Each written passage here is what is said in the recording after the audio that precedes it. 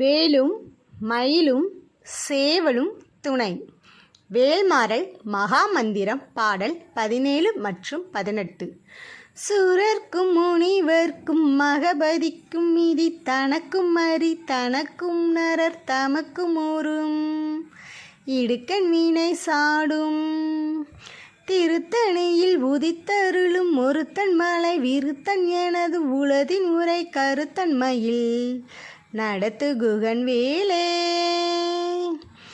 சலத்து வரும் மரக்கர் உடல் கொளுத்து வளர் பெருத்த குடல் சிவத்த தொடை என சிகையில் விருப்பமோடு சூடும் திருத்தணியில் உதித்தருளும் ஒருத்தன் மலை விருத்தன் எனது உளதின் உரை கருத்தன் மயில் நடத்து குகன் வேலே.